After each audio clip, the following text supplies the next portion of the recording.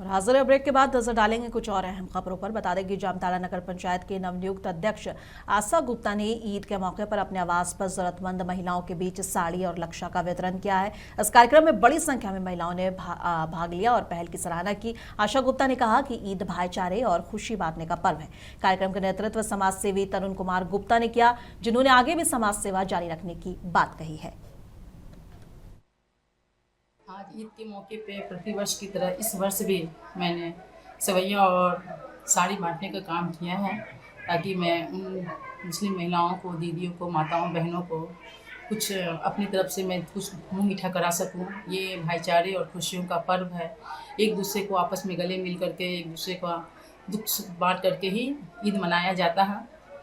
जिसके अगर वो सेवइयाँ और साड़ी के माध्यम से मैंने उनके चेहरे पर थोड़ी सी मुस्कुराहट लाने का काम किया है।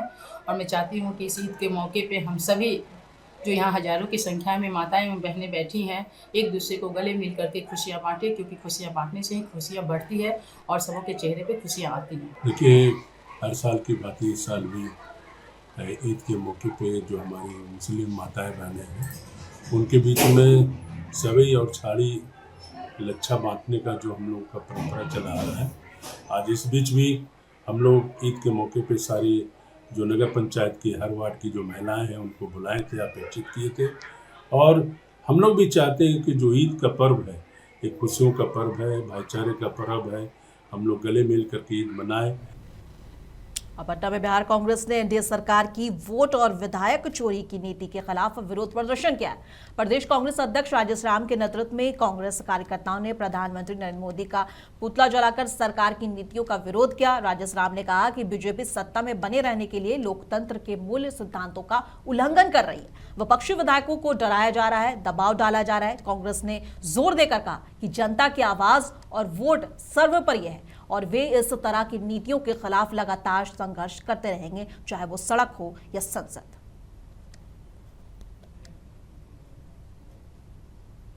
पटना के हज भवन में जनता दल यूनाइटेड द्वारा भव्य अफ्तार पार्टी का आयोजन किया गया। इस अवसर पर मुख्यमंत्री नीतीश कुमार सहित पार्टी के कई दिग्गज नेता और मंत्री शामिल हुए। कार्यक्रम के दौरान मुख्यमंत्री ने गंगा जमनी तहजीब का परिचय देते हुए बिहार सरकार के वरिष्ठ मंत्री विजय कुमार चौधरी को पारंपरिक टोपी पहनाई, जो चर्चा का केंद्र रहा। वहीं इफ्तार पार्टी में हाल ही में जेडीयू के दामन थामने वाले निशांत कुमार ने भी अपनी उपस्थिति दर्ज कराई। निशांत की अहमियत का अंदाजा इसी बात से लगाया जा सकता है कि अल्पसंख्यक कल्याण मंत्री जमा खान खुद उन्हें लेने के लिए पहुंचे अफ्तार पार्टी के दौरान। बता दें कि जेडीयू में शामिल होने के बाद किसी बड़े सार्वजनिक और सामाजिक मंच पर निशांत कुमार की ये सक्रिय भागीदारी राजनीतिक गलियारों में खास मानी जा रही है। ये पहली बार है कि जब निशांत कुमार ने जेडीयू का दामन थामने के बाद किसी सार्वजनिक जगह पर एक साथ अपने बड़े नेताओं के साथ दिखे हैं।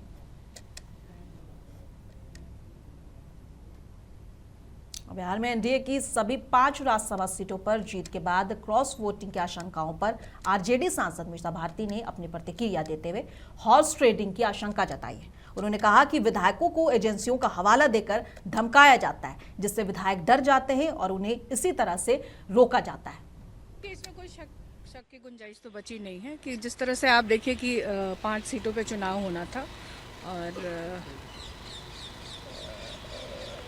सीटें 5 थी और 6 कैंडिडेट्स थे, तो ये होना ही था। तो हमारे एक कैंडिडेट और कांग्रेस के 3 कैंडिडेट्स नहीं पहुंच पाए, जिन्होंने अपना वोट नहीं कास्ट किया।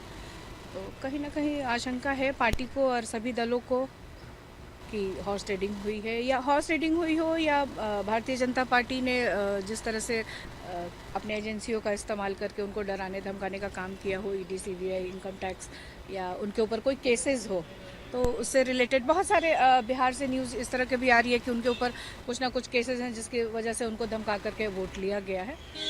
ये है नालंदा के पीएमएस कॉलेज में पैसे के गलत बंटवारे को लेकर सोमवार को शिक्षक और कर्मचारी सड़कों पर उतर आए। वे अस्पताल चौराहे पर जमा होकर कॉलेज सचिव डॉक्टर रघुनाथ प्रसाद कश्यप का पुतला जला रहे थे और उनका कहना है कि लगभग 2.5 करोड़ रुपए का सरकारी अनुदान ठीक से बांटा नहीं गया। कुछ लोगों को नियम के खिलाफ ज्यादा और कई लोगों को कम पैसे मिले। कर्मचारियों ने मामले की सही और निष्पक्ष जांच की मांग की है और चेतावनी दी है कि अगर जांच नहीं हुई तो आंदोलन तेज किया जाएगा। क्योंकि हमसे जो जूनियर लोग हैं उन लोग का हम लोग लोग से ज़्यादा मिला है और हम लोग को कुछ भी नहीं मिला है, ना पेमेंट ना ग्रांट कोई अच्छा मिलता है। जब हम अपना सचिव महोदय के सामने अपनी बात को रखे तो बोलते हैं कि हम आके मीटिंग करेंगे, आम सभा करेंगे, और अब वो करने के लिए तैयार नहीं है। जब हम उनसे मिलने गए हैं तो बोलते हैं कि जाओ भागो यहाँ से।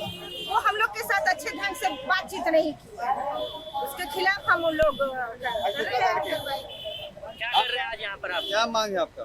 हम लोग का मांग है कि हम लोग के साथ इंसाफ हो, सबको बराबर के अथी से देखे, ग्रांट और पेमेंट सबको बराबर मिले। या आप नहीं कर पास रहे हैं तो आप अपना पद का त्याग करें। और राज्यसभा चुनाव में फिर से जीत के आने पर उपेंद्र कुशवाहा ने सभी को धन्यवाद किया। वहीं हॉर्स ट्रेडिंग के मामले में उन्होंने कहा कि एनडीए की जीत निश्चित थी। विपक्ष ने हॉर्स ट्रेडिंग की कोशिश की लेकिन नाकामयाब रहे। वहीं मुख्यमंत्री नीतीश कुमार के दिल्ली आने की खबर पर उन्होंने कहा कि वे दिल्ली आएंगे लेकिन बिहार सरकार उनके मार्गदर्शन में काम करती रहेगी। नहीं, कोई हॉर्स ट्रेडिंग का मामला नहीं था। हॉर्स ट्रेडिंग करने की कोशिश हो रही थी विपक्ष की ओर से, जिसमें वो लोग असफल रहे। और जहाँ तक मेरे निर्वाचन का मामला है तो एनडीए ने उम्मीदवार बनाया था और जिस दिन नामांकन हुआ उसी दिन से स्पष्ट था कि एनडीए के सभी उम्मीदवार जीतेंगे और जीत हुई है। तो जिन लोगों ने उम्मीदवार बनाया, जिन लोगों ने मत दिया, सब लोगों को हृदय से धन्यवाद है। मेरे लिए तो और खुशी का अवसर है कि एक ही हाउस में उनके अनुभव के साथ मुझको भी काम करने का अवसर मिलेगा।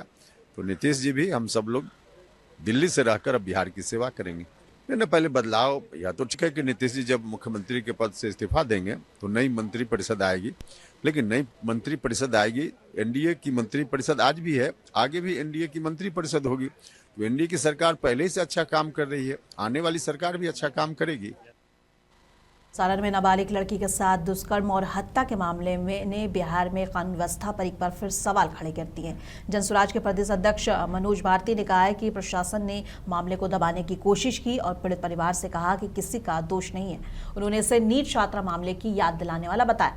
पार्टी के नेता मौके पर जाकर पीड़ित परिवार से मिले और न्याय दिलाने की बात कही है। मनोज भारती ने बिहार सरकार पर निशाना साधते हुए कहा है कि राज्य में अपराध बढ़ रहा है और जनता का भरोसा कम हो रहा है। जनसुराज पार्टी न्याय और सुशासन की लड़ाई में पीड़ित के साथ खड़ी है और मामले को लेकर लगातार उठाती रहेगी।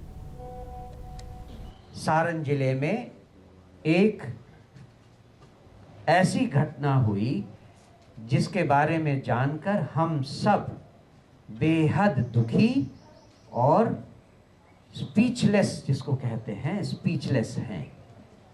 एक 10 साल की बच्ची, उसके साथ 14 या 15 साल की बच्ची, उसके साथ 5 लोगों ने दुष्कर्म किया और उसके बाद उसे मारकर छोड़ दिया। प्रशासन या कानून व्यवस्था जो है वो फिर से इस बात पर लगी थी कि परिवारजनों से ये कहलवा दिया जाए कि इसमें किसी का कोई दोष नहीं है। इस घटना को ढकने की कोशिश फिर से हमें उस बात की याद दिलाती है जैसा नीट छात्रा के साथ हुआ था। पार्टी ने इस मामले को बेहद गंभीरता से लिया। पहले हमारे क्षेत्रीय प्रभारी जो थे उन्होंने एक टीम के साथ उस जगह का दौरा किया, पीड़िता के परिवारजनों से मिले। पटना कैंप्स में 27 से 29 मार्च 2026 तक 3 दिवसीय एस्थेटिक प्लास्टिक सर्जरी वर्कशॉप और बीजेपीएस से मिड टर्म अकेडमिक मीट आयोजित किया जाएगा। इस कार्यक्रम में प्रेस कॉन्फ्रेंस में डॉक्टर वीना कुमारी सिंह ने जानकारी दी है कि उन्होंने बताया कि देश भर के प्रमुख प्लास्टिक सर्जन इस वर्कशॉप में शामिल होंगे और कार्यक्रम में लाइव सर्जरी, वैज्ञानिक सत्र और नवीनतम तकनीकों पर चर्चा होगी। एस्थेटिक मिस्ट्री थीम के तहत सर्जरी के उन्नत कौशल और परिणामों की गुणवत्ता पर ध्यान दिया जाएगा। आयोजकों का कहना है कि यह कार्यक्रम चिकित्सकों के लिए ज्ञानवर्धक होगा और प्लास्टिक सर्जरी के क्षेत्र में नए नवाचार को बढ़ावा देगा।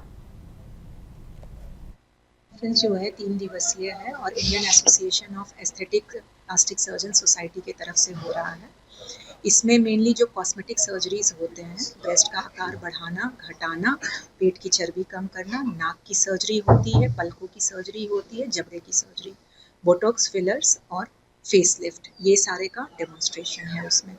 और देश भर के जो तमाम प्रतिष्ठित लोग हैं, प्रतिष्ठित प्लास्टिक सर्जन्स हैं, जो अपने अपने क्षेत्र में एक्सपर्ट हैं, वो सारे जुट रहे हैं और ये सारे प्रोसीजर्स का डेमोन्स्ट्रेशन होगा। इसमें खास करके जो है क्या है जो महत्वपूर्ण सर्जरी होगी?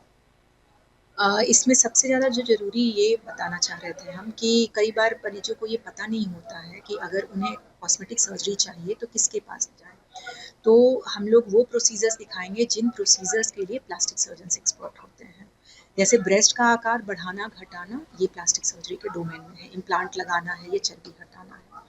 उसी तरह से नाक की ठुड्डी की सर्जरी करवाना है, चेहरे पर कोई भी सर्जरी करवाना है, हेयर ट्रांसप्लांट होता है, पलकों की सर्जरी होती है, फैट ग्राफ्टिंग होता है, लेज़र होते हैं, इन सब के लिए प्लास्टिक सर्जन एक्सपर्ट होते हैं। तो मेनली ये मैसेज जो है हम लोग बताना चाहते हैं सोसाइटी को कि अपने एक्सपर्ट से मिलें। जाते हुए एक बार फिर नजर डालेंगे आज की बड़ी हेडलाइंस पर। सीएम हेमंत सोरेन ने नेताओं को भेंट की झारखंड राइजिंग पुस्तक, विजन 2050 के प्रयासों की दी जानकारी।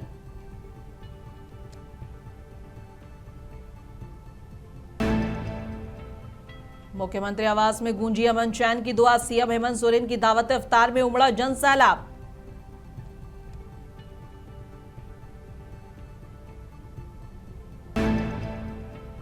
झारखंड विधानसभा के पंचम बजट सत्र का आज 17वां दिन, मंत्री दीपिका पांडे सिंह ने सदन में उठाया मनरेगा का मुद्दा।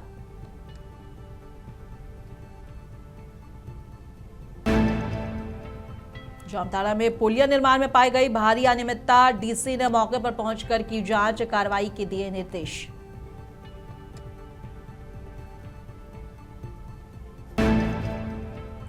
पटना में जमा खान की भव्य इफ्तार पार्टी, नीतीश कुमार और नए नवेले नेता निशांत कुमार की उपस्थिति रही खास।